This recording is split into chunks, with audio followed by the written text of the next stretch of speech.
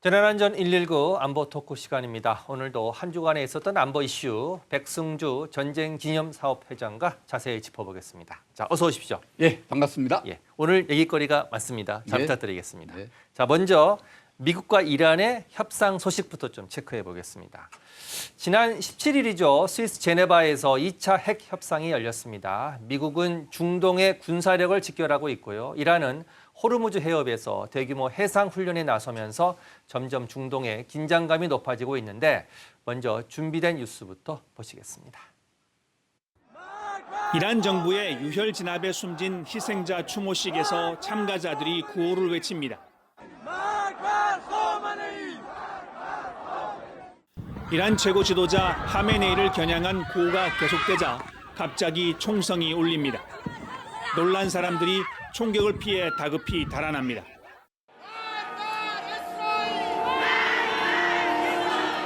같은 날 이란 정부가 주최한 추모식에선 미국과 이스라엘을 규탄하는 목소리가 쏟아졌습니다. 이란 정부는 테헤란 등 여러 도시에서 추모 행사를 열어 지지층을 결집했습니다. خونش پایمان نشه همین خونش پایمان نشه 3 بچه داره چشم راه 미국의 군사적 압박으로 긴장이 높아진 호르무즈 해협에선 러시아 해군이 훈련을 실시했습니다. 오늘은 러시아와 이란이 합동 군사훈련을 실시합니다. 미국의 군사적 압박에 이란과 러시아가 맞불 훈련에 나선 모양새입니다. 앞서 이란은 현지 시각 17일 호르무즈 해협 일부 구간을 봉쇄하고 실사격 훈련을 실행했습니다. 하메네이 최고 지도자는 이날 미국의 항모 전단 배치를 겨냥해 군함은 위험한 존재지만 군함을 침몰시킬 수 있는 무기가 더 위험하다고 경고했습니다. 미국 백악관은 이란과의 2차 핵 협상에서 약간의 진전이 있었다고 밝혔습니다. There was a little bit of progress made, but we're still very far apart on some issues, I believe. 미국은 반정부 시위대의 표현의 자유를 억압했다는 이유로 이란 당국자와 통신업계 간부 등 18명에 대해 비자 제재를 부과했습니다. 두바이에서 KBS 뉴스 김계영입니다. 자, 회장님, 이게 어제 보도된 내용인데 하룻밤 사이에 속보가 많습니다. 자, 먼저 트럼프 대통령이 이란에게 최후 통첩 시한을 날렸어요. 열흘 주겠다. 보름 주겠다. 10일에서 15일 안에 핵 프로그램 폐기해라. 자, 두 번째는 이거는 외신 보도인데 몇 주 내에 미국과 이란의 전면전 가능성이 90%나 된다. 자, 지금 전쟁이 곧 발발할지 모른다. 그런 내용이 있고요.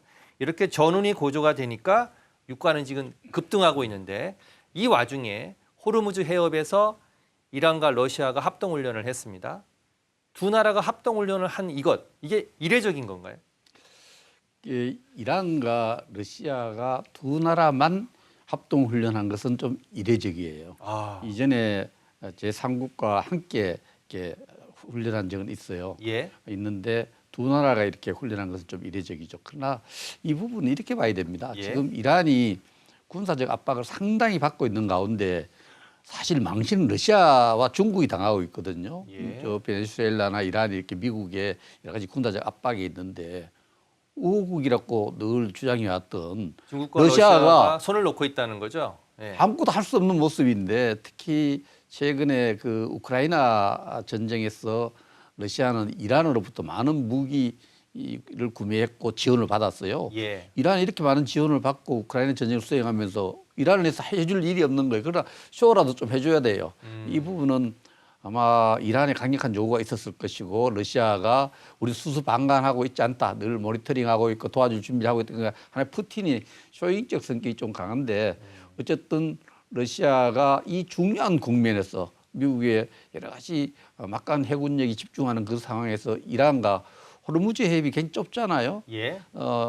폭이 한 39km, 길이는 뭐 한 167km 정도 되는데 예. 이 호르무즈 해협의 일부 39km 일부 통제하면서 호르무즈 해협에 대한 그래서 훈련을 했다는 것 자체는 미국에 대해서 또 상당한 신호를 보내는 거죠. 우리도 어느 선을 넘으면은 예. 이란을 도울 수밖에 없다는 뜻인데 이건 뭐 조금 지금 우크라이나하고 전쟁하고 있는데 어떻게 도울 수 있겠어요? 그러니까 회장님이 보시기에는 러시아가 좀 보여주기식 쇼. 그렇습니다. 이란과 우리는 그래도 동맹 국가다는 보여주기 위한 거라는데 미국이 공격을 하면 러시아가 어떻게 대응할지 이게 좀 궁금한데요. 예. 그 먼저 한밤에 그 작전을 망치, 할 때 예. 망치 작전을 할 지난해 때 6월입니다. 러시아는 아무 말도 못했어요. 그냥 유엔 헌장 정신을 이렇게 입에 대는 거다 했는데 말로만 공격했나요? 아니, 본인이 유엔 헌장을 입에하고 있는데 뭐 씨알이 먹힙니까? 이게 아무 예. 설득력이 없고 국제적 공감이 없는 메아리, 공감 없는 이야기만 하고 말았는데 군사적으로 아무 조치도 취할 수 없었고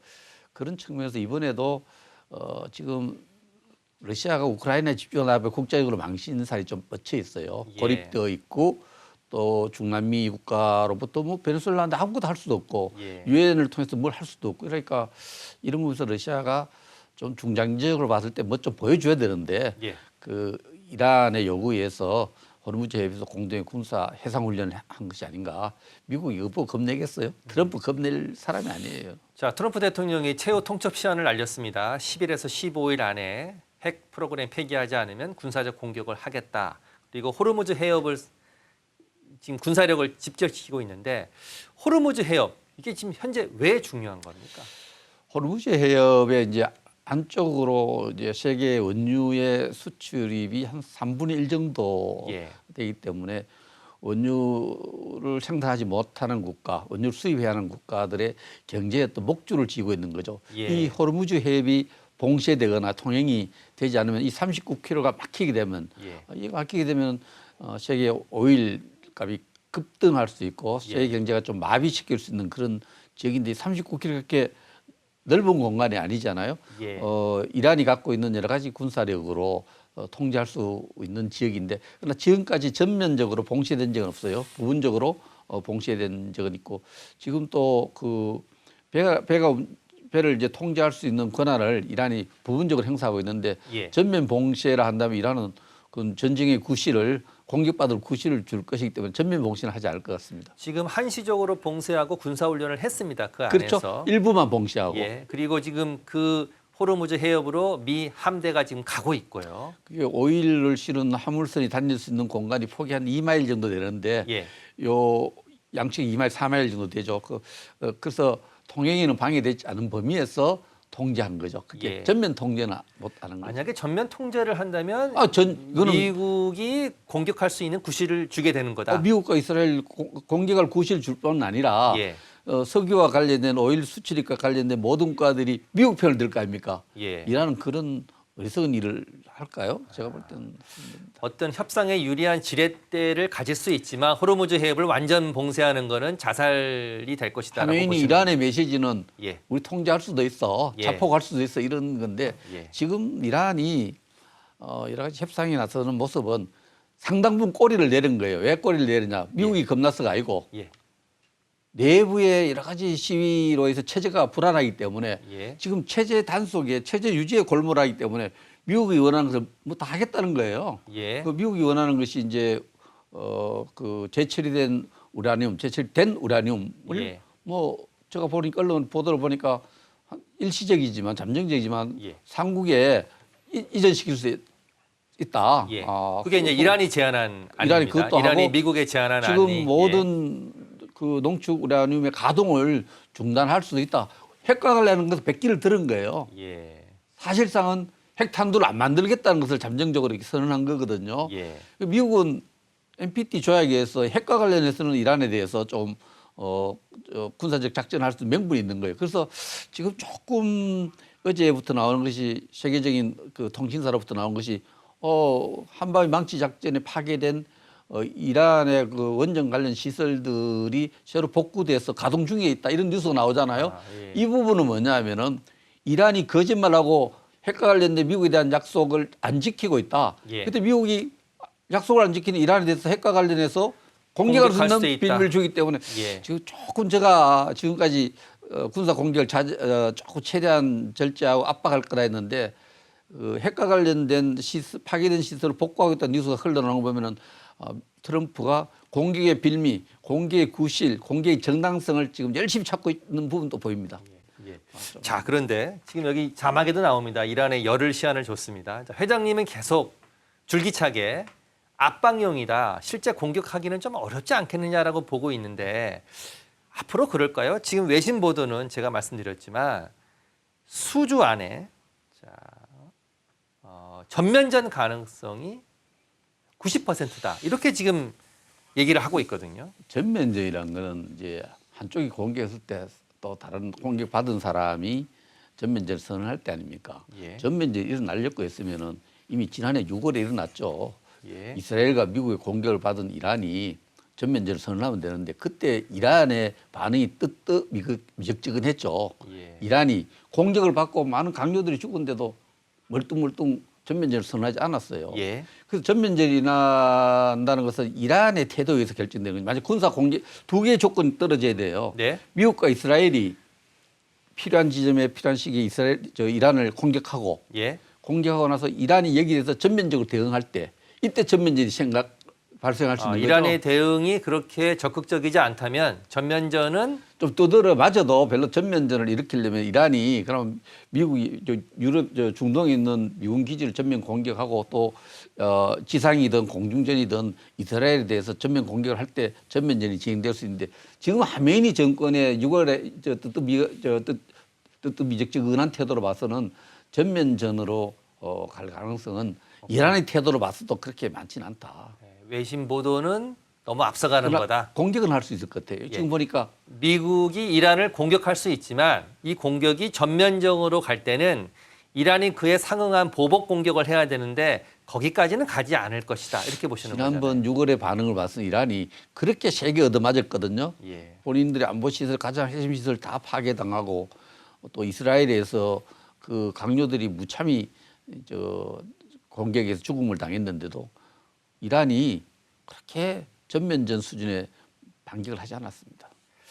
자, 지난해 6월에 한밤의 망치 작전 때도 기간을 줬는데 그 기간을 다 채우지 않고 기습 공격을 했거든요. 자, 이제 이번에도 10일에서 15일을 줬지만 기다리지 않을 것이다라는 얘기가 있는데 자, 제가 이제 기사를 좀 찾아보니까 재미있는 게 있습니다. 다음 주 월요일은 23일은 이탈리아 동계올림픽이 폐막하는 날이에요. 자, 24일은 미국 시간으로 트럼프 대통령이 집권 2기의 첫 국정연설을 하는 날입니다. 그래서 자, 예측가들은 적어도 24일 전에는 공격하지 않을 것이다. 이렇게 지금 얘기를 하고 있습니다. 예측가도 잘못 보는 거예요. 그 베네수엘라 공격할 때나 망치 작전 할 때나 이렇게 보면은 트럼프와 군사 지도자들은 국내 정치의 어떤 이벤트 라인 일정들보다는 그 임무를 줬을 때 임무를 성공할 수 있는 조건을 보는 거지. 예. 사실은 지나고 보면은 한밤의 망치 작전은 이란을 기만한 거죠. 예. 15일은 기만 작전의 한 그렇죠. 수단으로 사용된 거기 때문에 군사 작전은 그렇게 그 국내 정치적인 어떤 여러 가지 변수를 보고 공격하지 않을 거라는데 저는 그게 생각에 동의하지 않고요. 예. 2008년인가에 조지아주의 남부 지역을 러시아가 침략을 했어요. 예. 2008년 무슨 일이 있었는지 아십니까? 2008년 네. 베이징 올림픽 있었잖아요. 베이징 올림픽 기간에 공격을 했습니까? 올림픽 개막 직전에 예. 러시아가 그 조지아주 남부를 공격했죠, 군사적으로. 큰 스포츠 이벤트와는 관계가 없다. 강대국들이 군사적 목표를 달성할 때는 예. 그 어떤 국내 정치적인 일정 이런 것보다는 임무를 성행할 수 있는 그 조건을 보기 때문에 뭐 트럼프의 국정연설이 무슨 상관이 있습니까? 그러고 그거 아무 상관없어요. 임무가 설정되면 임무를 성공하면서 군사적 조건만 따지죠. 예. 이란이 방심하고 있는 시기, 절대 공격하지 않을 거라 생각하고 있던 그 시기가 위험한 거죠. 그 이란은 겁이 나기 때문에 지금 러시아 군대를 끌어들여서 저 해군 함정을 끌어서 훈련도 하고 있는데 이란이 좀 굉장히 긴장하고 졸아 있는 것 같아요. 중동의 라마단 시기도 지금 겹치고 있습니다. 예. 금식하고 있는. 자, 지금 언론 보도를 보면 이거 언론 보도니까 미군의 항공모함이 가고 있는데 이번 주 내에 공격 준비를 마쳤다 이렇게 트럼프 대통령한테 보고를 할 예정이고 그래서 이르면 이번 주말에도 공격할 수 있다 그런 보도도 있는데 제가 이제 회장님 말씀이 옳다고 치고 다음 주 금요일 날 이 자리에서 자, 미국이 이란을 공격했는지 안 했는지 다시 한번 체크해 보도록 하겠습니다. 시험대에서 있는 건데요. 근데 지금 만약에 이란의 국가 규모나 면적 이런 거 봤을 때 예. 전면전을 하게 되면은 물론 지금 집중 결집하고 있는 항공모함에 의한 공격도 공격이지만 예.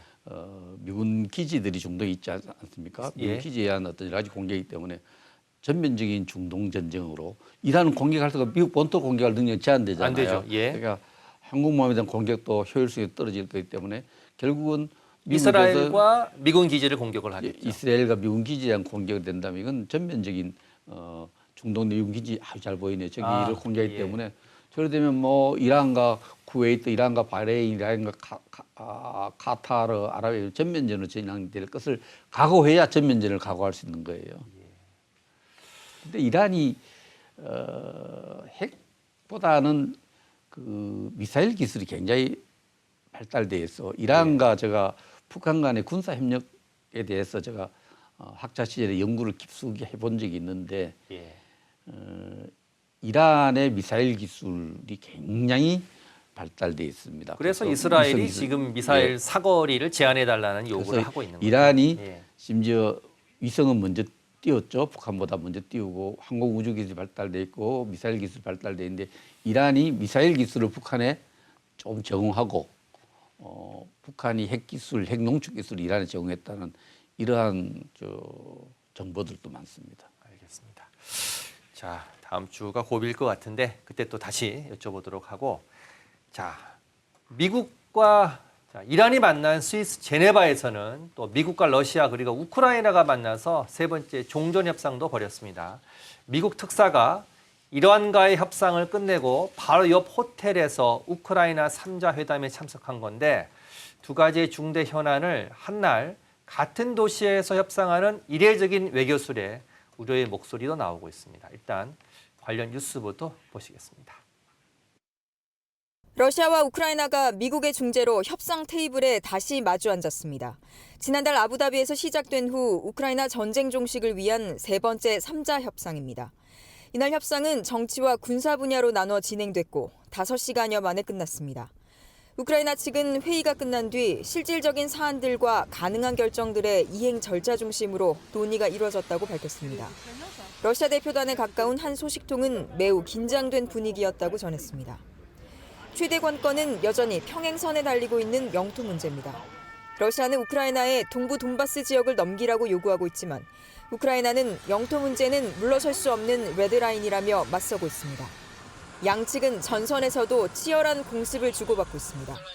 러시아는 이날 협상을 앞두고 우크라이나 에너지 시설을 겨냥해 남부 오데사 지역을 포함한 12개 지역을 폭격했습니다. 탄도미사일 등 미사일 29기와 드론 약 400기가 동원된 것으로 전해졌습니다. 우크라이나는 러시아의 이번 공습으로 어린이 등 9명이 다쳤고 아파트와 기반시설이 부서졌다고 밝혔습니다. Чим більше це зло від Росії, тим усім буде складніше про щось домовитися з ними. 우크라이나는 러시아 최대 석유 수출 허브인 크라스노다르 지역을 공습하며 반격에 나섰습니다.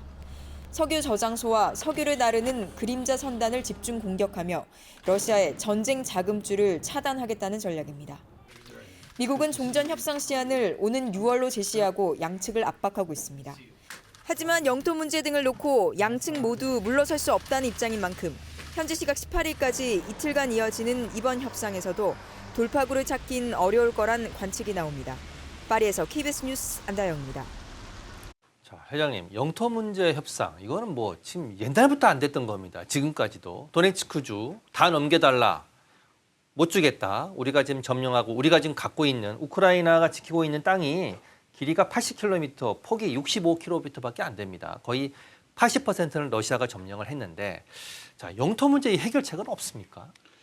영토 문제 해결책 갈수록 우크라이나 측이 좀 양보하고 있는 부분이죠. 예. 근데 양보의 수준에 대해서 러시아가 만족하지 못한다는 건데 돈바스 지역을 전체를 우크라이나가 안 주겠다 했는데 예. 이제는 러시아가 차지하고 있는 부분 주겠다. 현 전선에서는 예. 러시아 측이 인정하겠다는 거거든요. 그래서 예. 우크라이나가 지금 실제로 점령하고 있는 지역, 전체 돈바스 지역에서 85% 플러스 마이너스 되는 그 지역에서 예. 지금 우크라이나가 점령하고 있는 지역, 그 지역을 러시아는 넘기라는 거거든요. 예. 이 부분에 대해서 러시아 입장은 분명한 것 같아요. 그 지역은 절대 양보하지 못하겠다. 예. 100% 차지하겠다. 예. 15%를 힘으로 찾든 군사력으로 찾든 협상을 찾든 못 내놓겠다는 거고, 우크라이나도 우리가 지금 지배하고 있는, 뺏기지 않고 있는 그 지역을 왜 내놓느냐 안 내놓느냐 입장하고 예. 즉 그 안전에 대한 문제, 그렇게 다시 재침하지 않겠다는 약속을 하라는 이 두 문제인데 예. 회담이 끝나면 늘 루틴이에요. 일상적으로 회담 끝나고 나면 항상 러시아는 좀 긴장되고 불만이 차 있다. 예. 또 우크라이나는 뭐 이행 절차에 대해서 중요한 데 조금 있다. 미국은 곧 될 거다. 이게 뭐 하도 많이 들었어. 계속 이제는 반복되고 있는 뉴스 거죠. 안 봐도 협상 결과 예. 알만한 정도 돼요. 예. 그래서 이 부분은 뭐냐? 이미 이 푸틴이 꽃놀이패를 즐기고 있는 거예요. 협상에서 찾든 피를 좀 덜 흘리고 찾든 힘으로 찾든 이미 돈바스는 먹었어. 돈바스 지역도 먹었고 돈바스 이에 남은 우크라이나 정부를 러시아의 친러시아 정부로 만드는 프로그램을 가는 거예요. 예. 여기에 푸틴이라든지 미국의 종전 협상이 좀 이용되고 있다. 이렇게 봅니다. 그게 푸틴은 꽃놀이를 즐기고 있고 이 푸틴은 좀 이용되고 있고 우크라이나는 힘이 없으니까 이제 미국에 흡수하고 있는 그런 모습들이 협상마다 진행되는데 6월까지 가면 어떤 상황이 벌어지겠느냐, 누구한테 유리해지겠느냐. 지금의 상황은 유리한 거죠. 유리한 지역인데 만약에 제가 잘렌스키 같으면 이런 생각도 하겠어요. 돈바스 지역 다 묻고 그다음 요구 조건이 그럼 우리는 젤렌스키 물러나면 하겠다. 젤렌스키 정권 교체를 요구하든가. 예. 젤렌스키 정권 교체되면 뭐겠어요?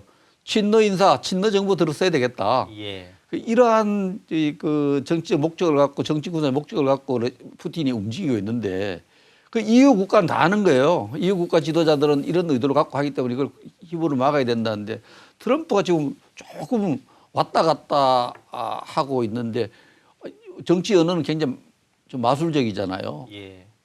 평화 전쟁 비용보다 평화를 지키는 것이 훨씬 전쟁보다 싸다 이렇게 예, 이야기를 하는데 그런 부분에 정치적 외교적 언어를 던지는데 가장 어려움에 처하고 고난에 처한 사람들은 우크라이나 국민들이죠.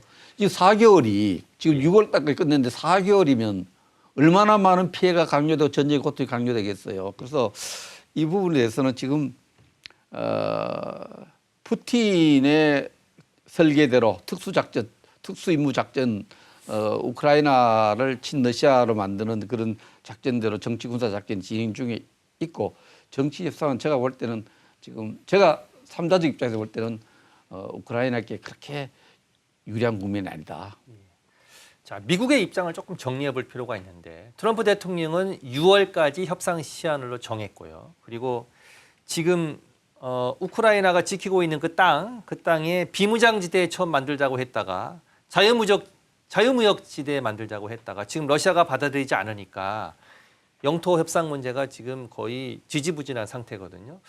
이런 생각을 하면 좀 어떨까요? 젤렌스키 대통령은 사실은 종전 이후에 안전보장에 대한 합의 이거를 최우선 가치로 보고 있는 것 같아요. 이 합의를 먼저 해달라 이렇게 요구를 했고요. 만약에 러시아가 이 부분을 양보하고 그러니까 나토든 미국이든 우크라이나를 돕고 돈바스 지역을 다 받는 전략을 쓴다면 이 협상이 타결될 가능성은 없겠습니까? 지금 젤렌스키로서는 가장 절실한 것이 예. 그 협상 이후에 우크라이나 안전의 문제죠. 예. 우크라이나 안전은 어쨌든 미국이 관여되어 있는 나토라든지 나토 또 미국이 직접 하든지 해서 재침을 막을 수 있는 안전장치를 필요로 하고 있는데 예. 러시아는 그걸 절대 안 받겠다는 겁니다. 예. 러시아의 약속으로만 충분하다는 이야기죠. 예. 그런 부분이 있어서 지금 안전 문제에 대해서 지금 러시아와 우크라이나 또 미국 간의 기본적인 어떤 입장 차이가 있는 좁혀지지 않아요. 예. 약간 좁혀졌다는 부분은 그 포로 교환이라든지 기술적으로 서로 불편하지 않은 지역적인 문제만 합의를 하고 중요한 문제에 대해서 지금 합의가 전혀 진행되고 있지 않다는 것이 제 판단입니다. 예, 지금 젤렌스키 대통령의 말이 나오고 있는데 평화 협정을 위해서는 미국의 안전 보장이 최소 20년이 필요하다.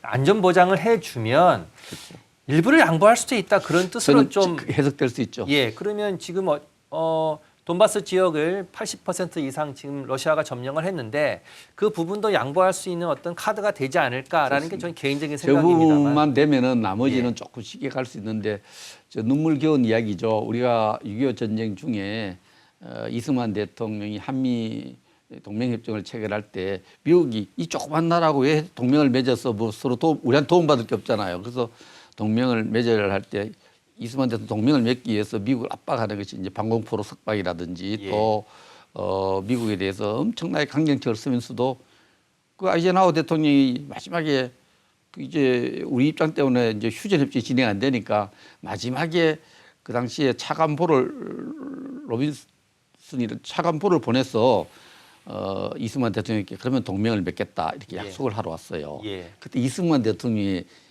정말 절실한 그 메시지가 있는데요. 너무 고맙습니다. 밖으로 이승만 대통령이 큰 소리 쳤어요. 우리 혼자서 북진 통일할 수 있어 하면서도 그 아이젠하워가 보낸 차관보한테는 정말 고맙다. 우리가 예. 물에 빠져 있는데 물에 빠진 사람한테 손을 내민 것 같다. 이래서 동맹조약을 맺었거든요. 예. 미국도 지금 미국에 대해서 젤렌스키가 원하는 것이 이승만 대통령 입장 비슷해요. 자, 다른 거 지금 카드 다른 건 유연한 입장으로 좀 바뀌는 것 같아요. 이제 어쩔 수 없으니까 힘에 의해서 어쩔 수 없으니까 최소한 안전장치, 미국이 관여한 메커니즘, 예. 미국이 관여한 여러 가지 그 장치에 의해서 국제적인 장치에 의해서 러시아가 나머지 우크라이나 지역에 대해서 군사적으로 압박하거나 위협하거나 재침하는 것을 막는 장치를 원하고 있는 거죠. 안전보장 20년은 이제 뭐 연구했는데 20년 안전장 20년 제가 볼 때는 트럼프가 푸틴이 1952년생이잖아요. 푸틴 끝날 때까지 까지는, 나이를 보장해달라. 생각하거든요. 자, 그러면 지금 트럼프 대통령은 6월을 협상 시한으로 못 박았습니다. 자, 그러면 이 상황에서 젤렌스키 대통령이나 러시아 푸틴 대통령이 서로 약간의 양보를 하지 않으면 6월까지 종전 협상이 타결될 가능성은 희박하다 이렇게 봐야 되는 거 아닌가요? 희박하다고 보고요. 희박하지 않으면 힘에 의해서 뭐 강요할 수 있는데 트럼프는 6월이 굉장히 중요합니다. 왜 중요하냐?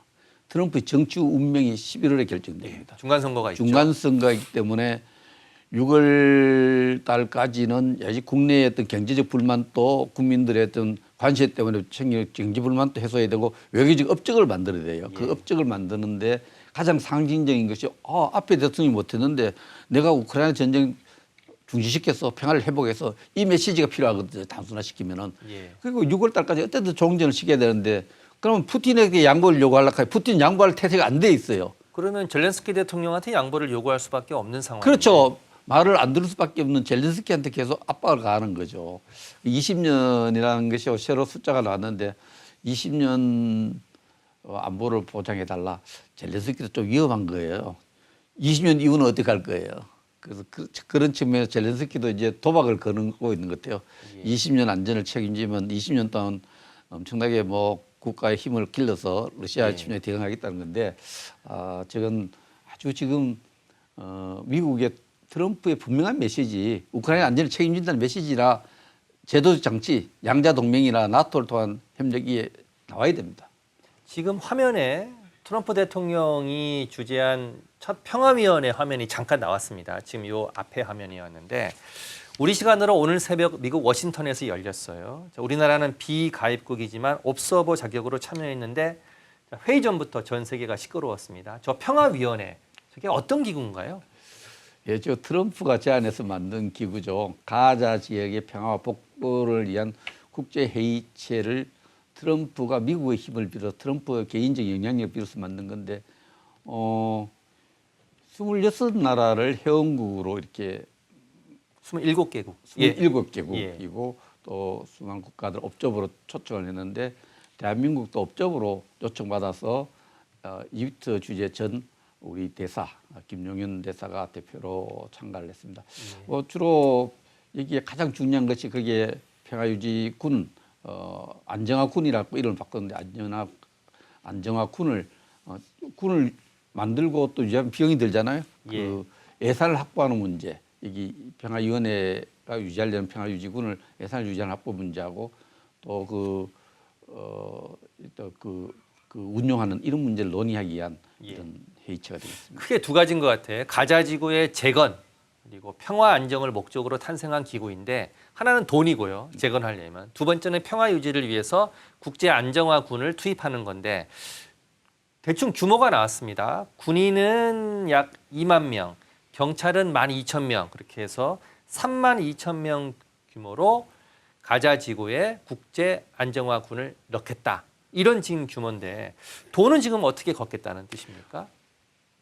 도네이션을 받겠다는 거죠. 그런데 둘 다 돈이에요. 2만 명의 평화유지군을 유지하는데 전부 돈인데 우리가 유엔의 평화유지군을 나가면은 유엔에서 예산을 다 주거든요. 우리가 예. 유엔 평화 유지할 근데 동안. 이 유엔의 기구는 아니지 않습니까? 아니니까 평화위원회가. 평화유지위원회가 유엔을 대신한다는 거죠. 예. 대신해서 돈을 지금 하는데 트럼프가 미국이 100억 달러 선제적으로 내고 이미 70억 달러의 평화유지 비용을 확보했다 그래요. 170억 달러 정도 확보했는데 예. 미국은 이게 별로 큰 어려움이 없었을 것 같아요. 뭐 관세로 돈을 재정 수입도 많이 늘려놨는 데다가 USAID가 운영하지 않고 미국이 여러 가지 유엔 보건기구라든지 기구에 탈퇴하면서 분담금을 안 내고 있거든요. 예. 그 돈을 합하면 100억 달러 쉽게 확보할 수 있을 것 같고요. 예. 미국 재정에는 큰 부담이 안 가는 돈을 이미 기부해서 미국이 내가 100억 달러 냈으니까 우방 국가들 내라 했는데 유럽 국가들이 좀 참가에 좀 주춤주춤하고 지금 프랑스, 영국은 불참이고요. 러시아도 러시아도 불참입니다. 지금 불참이고요. 근데 그 옆에 일본이 참가를 했어요. 야, 일본은 참가한다 이거. 카자흐스탄이라든지 옆에 우리나라는 옵서버로 지금 참가하고 중동 있고요. 국가들이 가고 있는데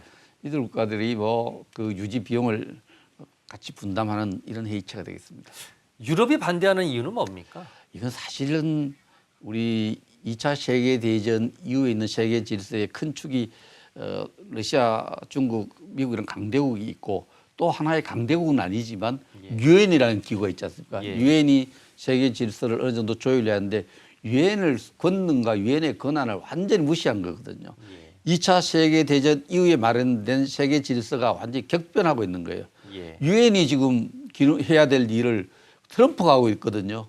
유엔의 역할을 미국 대통령이 하는 이런 기능이 되기 때문에 유럽에서 지금 굉장히 불만이 많아요. 그래서 여기에 좀 시큰둥하게 적극 참여를 안 하고 있습니다.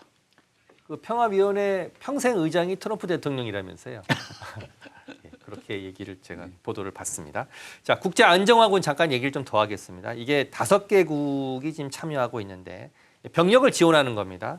인도네시아, 모로코, 카자흐스탄, 코소보, 알바니아 5개국이 아까 제가 말씀드린 대로 2만 명을 목표로 병력을 지원하고 또 경찰 병력도 12,000명을 지원을 합니다. 자, 그러면 이렇게 국제안정화군이 들어가서 가자지구의 평화를 유지하는 데 도움이 될 것 같은데 이게 유엔을 대체하는 기구로서 성장하기는 좀 한계가 있다고 보시는 거죠? 지금 그 부분도 어려움이 있지만 가장 충돌되는 지점은 미국과 이스라엘은 기존의 가자 지역의 치안과 안전을 책임지고 군사력으로 지배하고 있는 하마스가 있지 않습니까? 예. 이게 무장단체들, 이 무장단체들 해체하는 대체 치안 인력으로 들어가는 거거든요. 예. 하마스가 여기서 결사적으로 반대하고 있어요. 예.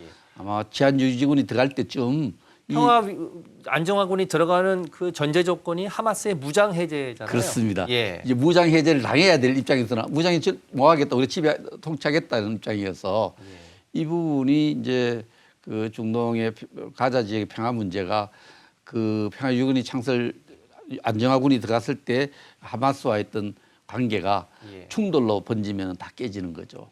지금은 하마스가 무장 해제할 생각이 없잖아요. 받아들였습니다.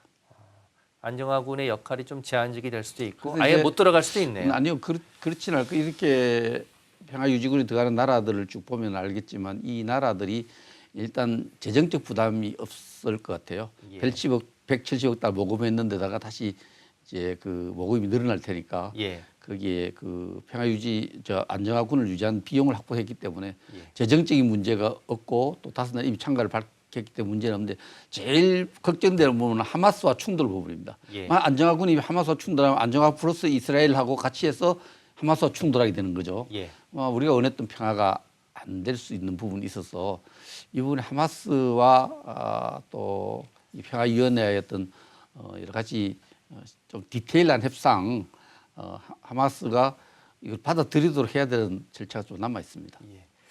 자, 유럽 국가들이 트럼프 대통령에 대해서 불만을 갖고 있는 게 하늘을 좀 찌르고 있는데 지난 13일에 독일 미넨에서 세계 최대 안보 포럼이 열렸습니다. 매년 이 미넨에서 열리는 이 안보 회의는 미국과 유럽이 동맹 강화 방안을 모색하는 자리였는데 올해는 분위기가 달랐습니다.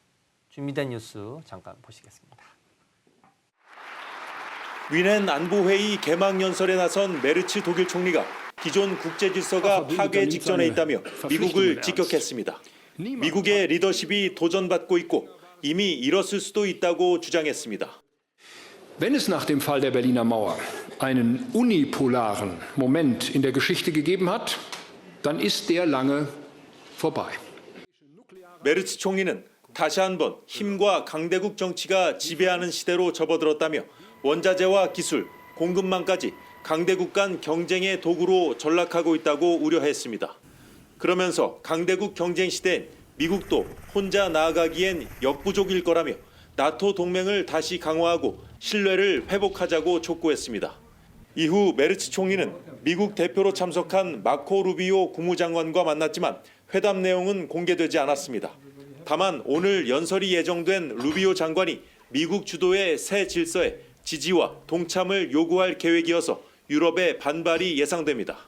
루비오 장관은 그린란드를 자치령으로 둔 덴마크의 프레데릭센 총리와도 회담한 것으로 전해져 그린란드 갈등이 재점화할 가능성도 있습니다.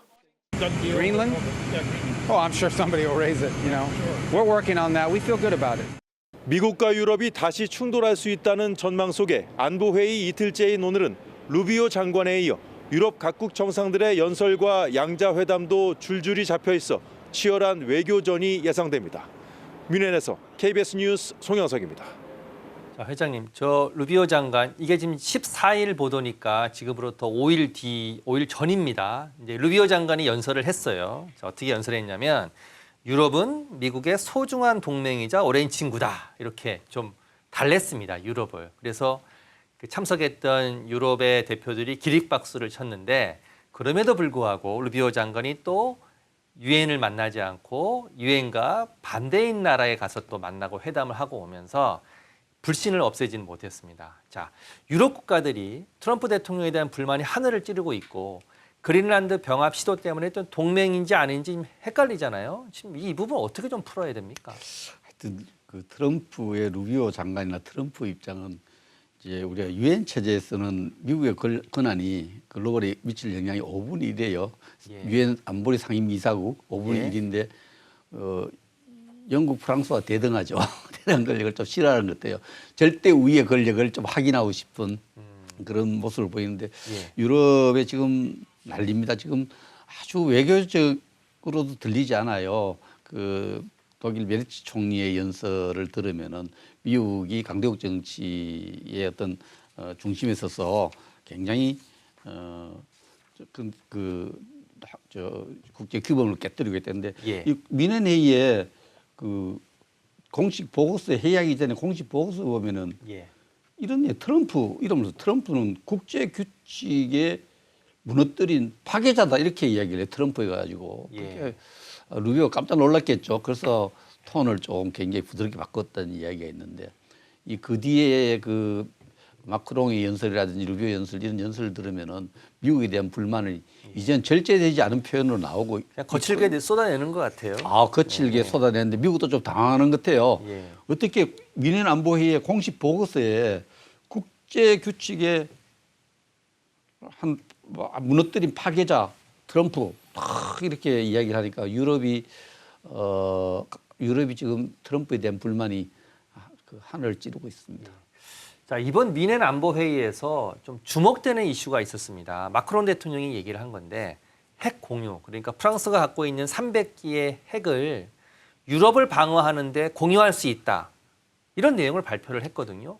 이 부분을 좀 설명을 해 주시죠. 그 유럽의 방어 체계는 나토를 통해서 또 미국의 핵 우산을 통해서 핵을 갖고 있는 핵 강독인 러시아의 침략으로부터 미국이 중심이 돼서 단합해서 이제 그 유럽을 지킨다. 나토 국가의 한 국가가 침략을 받으면은 모든 국가에 대한 침략을 간주하고 대응한다. 이 규범 속에서 유럽을 지켰는데 미국이 지금 트럼프가 저렇게 나오니까 미국을 못 믿겠다는 거죠.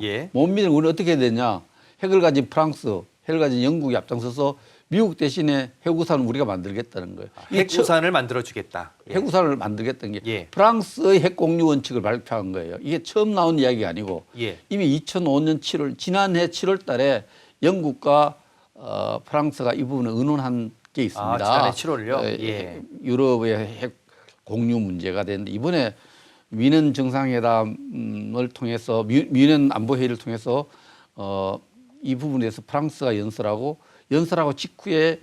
독일 독일은 핵이 없습니다. 예. 독일 지도자와 또 프랑스 마크롱이 만나서 이 부분 의논했다고까지 밝혔어요. 예. 이 부분에서 나토가 미국의 핵 우산에 있는 것이 아니라 예. 나토 회원국 중에서 핵을 갖고 있는 프랑스와 영국의 그 여러 가지 군사적 역할을 핵과 관련된 군사적 역할을 강화해서 핵 우산에 의존하는 정도를 줄이겠다. 이것을 그냥 공론화시킨 거예요. 예. 이런 부분들이 상당히 미국이 어떤 메시지를 주고 있는 거죠. 미국이 더 이상 끌려다니지 않겠다 이런 메시지를 보여주고 있는 겁니다. 그러니까 프랑스의 핵무기를 독일과 폴란드에 배치할 수 있고, 자 그런데 최종 발사 결정권은 프랑스 대통령한테 있다. 타국은 비용만 부담해라. 뭐 이런 내용인 것 같은데요. 지금도 미국이 6개, 7개 나라의 유럽에 핵의 탐두를 배치하고 있지만은 네. 거기다 운반 수단의 공유 또 이런 거죠. 결정권은 미국이 갖고 있는 거죠. 예. 프랑스도 그런 미국식 핵 공유 체제를 갖고 핵을 갖고 있는 프랑스, 핵을 갖고 영국이 자국의 핵무기에 대한 최종 통제권을 가지겠다. 예. 그러나 핵 때문에 불안해하는 나라에게 핵을 배치할 수 있다는 이런 입장이 프랑스식 핵 공유 원칙인데 마크롱이 발표해서 특히 그 독일의 최대 강대국이라 할 수 있는 독일이 호응했다는 게 굉장히 우리가 눈여겨볼 부분입니다. 미국 없이도 우리가 자체적으로 그렇습니다. 나라를 지킬 수 있다. 이런 메시지를 던져준 걸로 생각이 됩니다. 자, 미는 회의에서 젤렌스키 대통령도 참석을 했는데 자, 종전협정에 EU 가입 날짜 이걸 못 박아달라 이렇게 촉구를 했는데 유럽의 일부 국가들이 부정적으로 생각하고 있어요. 그럴 필요가 뭐가 있느냐? 이유는 뭡니까? 이유가 재정 문제가 있죠. 예. EU가 27개 나라가 회원국이거든요. 이 국가들에게 재정 준칙이라는 게 있어요. 예. 그 재정 준칙에 따르면은 부채가 한 60% 이하여야 되고 뭐 이런 재정 준칙이 있는데 우크라이나가 좀 많이 부족하고 또 여기에 가입하기 위해서는 27개국 전원이 예. 찬성을 해야 돼요. 예. 그런데 27개국 중에 헝가리는 지금 친러 정권이 들어서 있어요. 예. 친러 정권은 사실 우크라이나 정부 자체를 인정하지 않으려고 해요. 무슨 갈등이 깊죠. 그래서 예. 헝가리가 가장 큰 반대를 하고 있는데 이 유럽 국가 헝가리가 반대하고 있지만 유럽 국가 전체가 그 하나의 재정 적자가 3% 이하여야 되고 부채 비율이 60% 이하여야 되는 재정 준칙에 우크라이나에 맞출 수 있겠느냐. 그럼 EU가 갖고 있는 재정에 상당히 손실을 볼 수 있다. 이런 걱정 때문에 경제적 측면에서는 우크라이나의 어떤 언제 들어오도록 이렇게 하는 문제에 대한 날짜를 확정시키는 문제에 대해서 좀 신중할 거예요. 지금 헝가리가 반대하기 때문에 불가능합니다. 알겠습니다. 자, 대북 관계 조금 살펴보겠습니다. 우리 정부가 북한의 무인기가 침투한 것에 대해서 공식적으로 유감을 표했습니다. 관련 뉴스 먼저 보시겠습니다. 군경 합동조사 결과 우리 민간 무인기의 북한 침투는 모두 4차례로 확인됐습니다. 지난해 11월 2차례 휴전선을 넘었던 무인기는 모두 되돌아왔고 지난해 9월과 지난 1월 2건은 북한에 추락했습니다. 정동영 장관은 정부를 대표해 북의 공식 유감을 거듭 표했습니다. 이 같은 적대 행위가 재발되지 않도록 9.19 남북 군사합의 복원을 선제적으로 추진하겠다고 거듭 천명했습니다. 적절한 시점 방침은 정해졌고요. 관계부처가 충분히 협의 조정이 이루어졌습니다. 9.19 군사합의상 비행 금지 구역이 복원되면 군사 분계선 일대에서 정찰기는 물론 무인기 비행이 금지됩니다. 무인기 침투를 원천 금지하는 법 개정과 함께 비행 제한 공역에서 무인기를 날릴 경우 처벌 수위도 높이기로 했습니다. 군사 안보 관련 사안이 통일부 장관을 통해 설 연휴 마지막 날 나온 건데 거듭 남북 대화 의지를 내세워 북한이 9차 당대회에서 내놓을 대남 메시지에 영향을 미치려는 걸로 보입니다. 다만 우리만 선제적으로 비행 금지 구역을 설정할 경우 무인기를 활용한 대북 감시 정찰 작전 역량이 약화될 거란 우려도 나옵니다. KBS 뉴스 조지현입니다. 자, 이 발표 이후에 하루 만에 북한 담화가 나왔는데 이전과 좀 달라진 입장이 나왔어요. 높이 평가한다. 이런 내용이죠. 김여정이라는 그 김정은의 여동생이죠. 예. 정동영 장관의 발표를 긍정적으로 평가한다 이렇게 냈고 우리 정부도 뭐 거기에 대해서 긍정적으로 평가했는데 제가 평생을 국방 분야에 일했고 국방 차관을 했지 않습니까? 예.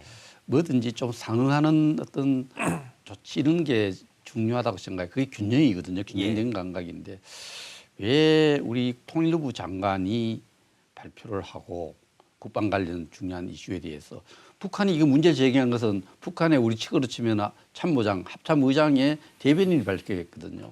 이번에 조사 결과도 우리가 대변인, 합참의장 대변인 수준으로 하는 것이 균형이 되지 않나 저는 그런 생각을 일단 갖고 있고 우리 장관이 이렇게 그 입장을 밝히는데 뭐 남북 관계 새로 만들기 위한 이런 이야기를 하지만 제가 볼 때는 균형에서는 맞지 않다는 생각이 들고요. 김여정이 뭐 이런 평가할 자격이 있는 분인가 사람인가 생각을 하는데 그 동계올림픽이 열리고 있지 않습니까? 동계올림픽 열릴 때 저는 평창 동계올림픽 때 그 조직위원회 위원으로 활동했어요. 그 준비한 정부와 또 한 정부가 좀 다르긴 하지만 동계올림픽 열었을 때 김여정이 왔지 않습니까? 왔을 때 우리 30억 원을 들여가지고 영접을 했어요.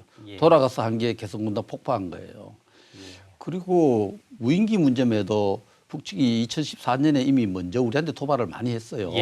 그렇다면 이 부분에 대해서 자 이게 여러 가지 국내법에 대해서 충돌되는 부분이 있어 이 부분을 밝히는 것은 합참 수준이 밝히고 북한이 이전에 도발한 부분에 대해서도 우리의 수준에 맞게 사과해라. 이 정도는 해야 되는 거 아니에요? 그래서 그런 균형 있는 모습을 보고 싶은데 어쨌든 이 부분에 대해서 제가 정부 조직 체계상